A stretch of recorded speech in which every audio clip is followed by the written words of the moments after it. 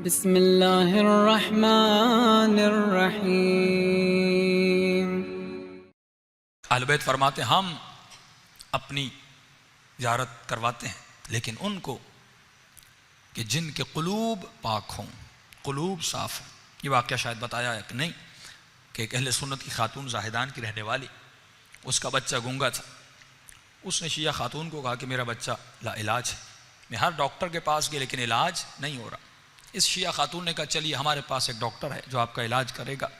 ये इनको जमकरान ले गई, का 2 रकत नमाज इमाम ज़माना पढ़ो जिसमें या का नअबुदु या का नस्तईन 100 मरतबा और ज़िक्र रुकू 7 मरतबा, ज़िक्र सजदा 7 मरतबा, आपने भी पढ़ी होगी 15 शाबान को।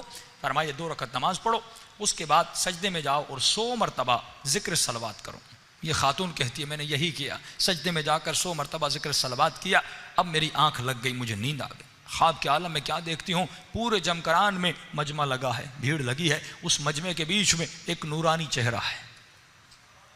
मैं समझ गई ये वही है जो मेरा मसला हल करेगा, ये वही है जो मेरी मुश्किल को हल करेगा। लेकिन मैं बात करना चाहती थी, जैसे मेरी ज़बान पर ताले लग गए। मैं बात करना चाहती थी लेकिन पूरा वजूद मेरा कांप रहा था, कैसे बात करूं। एक अजीब हैबत मेरे वजूद पे तारी हो गई। एक मरतबा उस शख्स ने मुड़कर देखा कि चेहरा चांद की तरह चमक रहा था। उन्होंने कहा खातून अपने बेटे की शफा के लिए आई हो? मैंने कहा मौला शफा के लिए आई हूँ। कहा तुमने नमाज पढ़ी? मैंने कहा मौला नमाज पढ़ी। कहा दोबारा नमाज पढ़ो।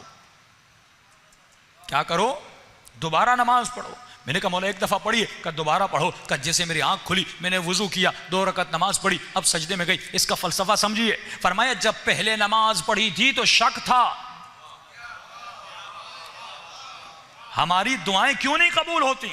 हम करबला जाते हैं, शक में दुआ करते हैं। दुआ करने के अपने आदाब हैं। अगर मुझे वक्त मिला अगली मजलिसों में आदाब दुआ बताऊं कि दुआ करने का तरीका, दुआ करने के आदाब हैं। जब दुआ करो तो कैसे करो।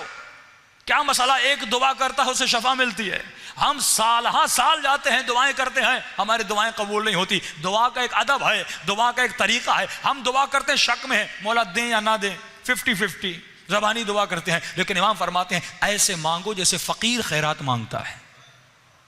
कुछ ऐसे फ़कीर हैं दरवाजे से वापस नहीं जाते जब तक आप उनको खैरात न दें। फरमाया ऐसे फ़कीर बन, इतना खड़का इतना खड़का। इमाम ने फरमाया जो दरवाज़ा खटखटाता है पहले ये बता उस घर के अंदर कोई है कि नहीं। जो दरवाज़ा खटखटाते हो ये तो बता उस घर के कोई अंदर है कि नहीं। का मौला यकीन है खुदा सुन रहा है, आप सुन रहे हैं, घर के अंदर कोई है। तो इमाम ने फरमाया फिर इतना खटका जब तक वो दरवाज़ा खोल नहीं लेता। जब घर के कोई अंदर है तो यकीनन देर या सवेर तुम्हारे दरवाजा खोलेगा। इमाम फरमाता ऐसे मांग, यकीन करके मांग। इसीलिए मैं जोर देता हूं आप पर कि अज़ीज़ान मोहतरम अपनी रूहानियत को इतना बढ़ाइए कि अहले बैत की कम से कम जिंदगी में एक मरतबा ज़ियारत हो जाए। जब ज़ियारत अहले बैत हो जाएगी इसका मतलब आपको यकीन पैदा हो जाएगा।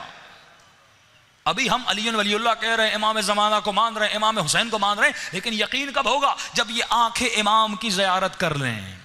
जब ये आंखें वजूद अनवर इमाम ज़माना या इमाम हुसैन या मौला अली या रसूल खुदा को देख ले, कम से कम किसी को देखें तो सही, ताकि यकीन और मकाम इत्मीनान पैदा हो जाए। क्यों हज़रत इब्राहीम ने कहा ऐ खुदा मुझे जिंदा करके दिखा। क्यों इमाम के साहब ने कहा कि मौला हम देखना चाहते हैं आप किस तरह मुर्दों को जिंदा करते हैं। लियत्मइन्न क़ल्बी, ताकि कल्ब मुतमईन हो जाए। तो इत्मीनान क़ल्ब के लिए ज़रूरी है कम से कम जिंदगी में एक मरतबा भी अपने मौला की ज़ियारत हो जाए ताकि यकीन हो जाए। फरमाया इसको शक था। इमाम ने कहा दोबारा नमाज पढ़, क्योंकि अब जब दोबारा पढ़ा इसने ख्वाब में देख लिया कि कोई है सुनने वाला, कोई है मुझसे बातें करने वाला, कोई है मेरे दर्द और तकलीफ और मुसीबतों को सुनने वाला जिसके साथ मैं अपनी मुसीबत बांटूं। एक मरतबा नींद से उठी, वजू किया, जब दोबारा नमाज पढ़ी। अब ये खातून कहती है अब जब मैं सजदे में गई मैंने 100 मरतबा सलवात पढ़ी, बस आखिरी सलवात के करीब थी। एक मरतबा मेरे बच्चे ने मुझे उठाया, अम्मा उठिए मुझे प्यास लगी है, मुझे भूख लगी है। सलवात पढ़े मोहम्मद व आलम।